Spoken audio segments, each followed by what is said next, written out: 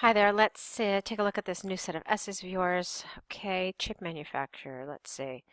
The diagram shows the amount of chips sold by two different producers, comma, Intel and AMD, comma, in France from January to December 2017. Fine. Overall in 2017, both Intel and AMD, you didn't have to say corporations, you could have just left that out. Sales rates fluctuated over the period shown. However, Intel just Intel's, you don't have to say corporations, it's not necessary. Intel's chips rather, were the most popular among computer users. Now, the only time we use most is if we have three or more that we're comparing to. Here you're only comparing them to AMD, so more is more appropriate. So it should say, however, Intel's chips were more popular among computer users. To begin with details, on the one hand, sales of chips manufactured by Intel showed positive fluctuations over the year, which started in January, from 50,000 and finished in December at just 100,000, which was slightly less than in December. In June, it illustrated the absolute of sales. Okay, we don't call it the absolute, we call it the peak. So in June, it experienced a peak in sales of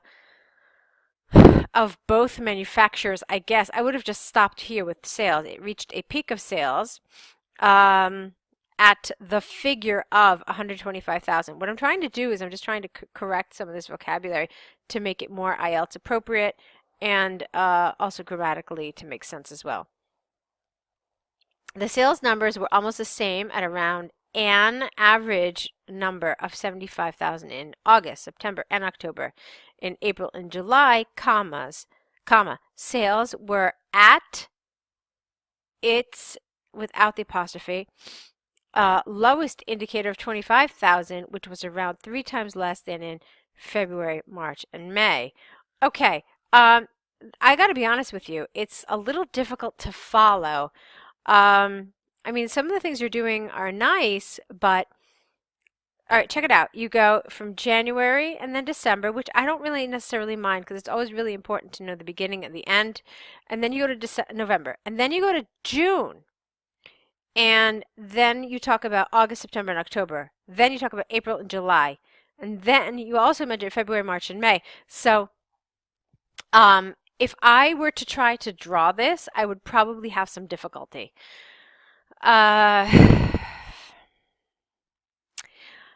It's I understand your logic. I just don't think, I basically want you to think that when you describe these, to try to describe them as if you want the person listening or reading your description to be able to visualize what it is you're talking about.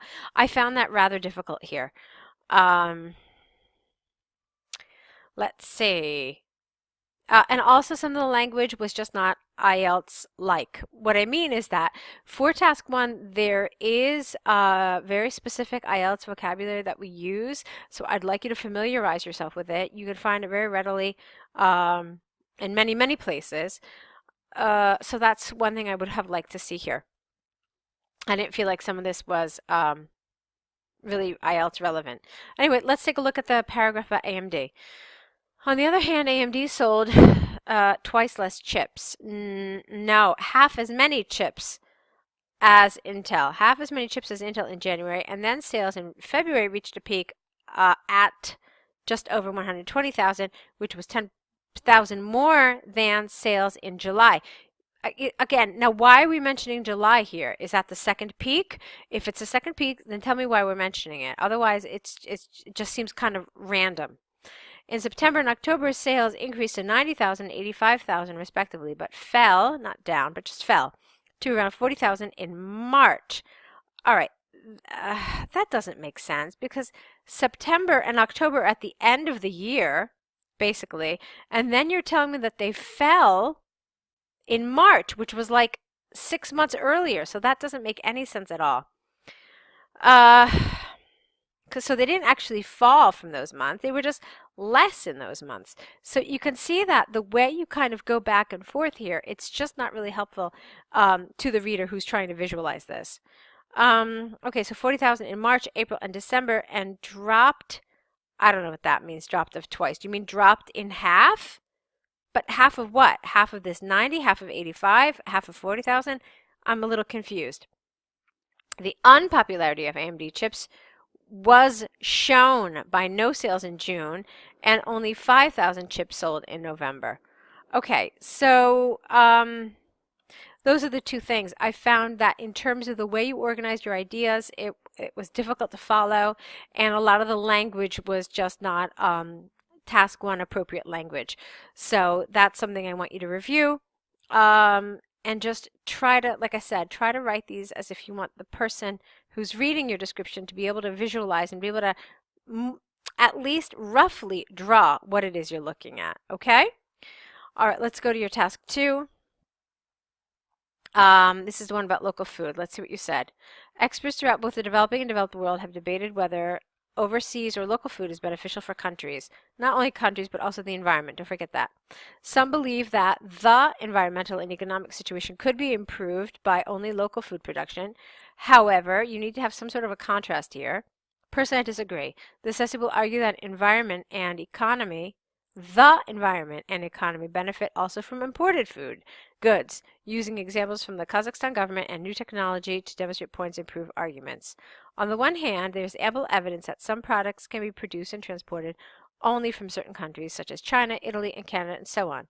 The central reason behind this is twofold. Firstly, inability of all countries to make particular types of produce. That doesn't really make sense. So, the central reason behind this is twofold.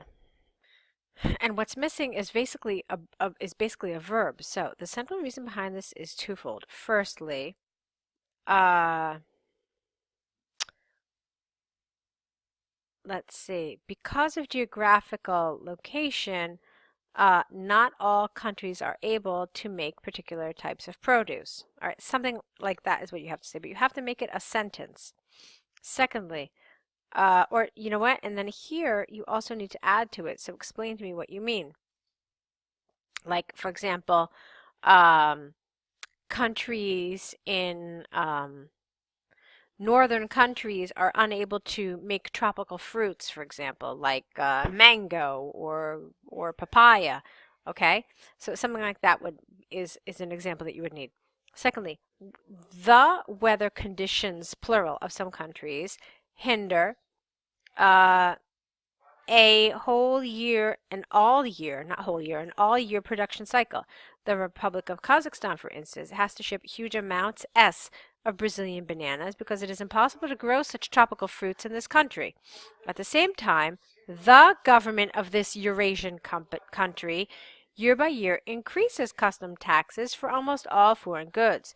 Therefore, it is conclusively clear that the economy of this republic takes advantage from imports. Okay, so what are you trying to prove here? Are you trying to prove that it's good for the environment?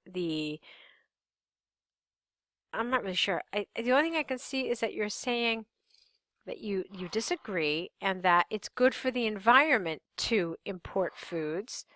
But you only really got to that in like this last 2 sentences of your paragraph. So it's not like the idea was clear throughout the paragraph. It only became clear at the very end. But let's look at the rest of the essay to see how you developed it.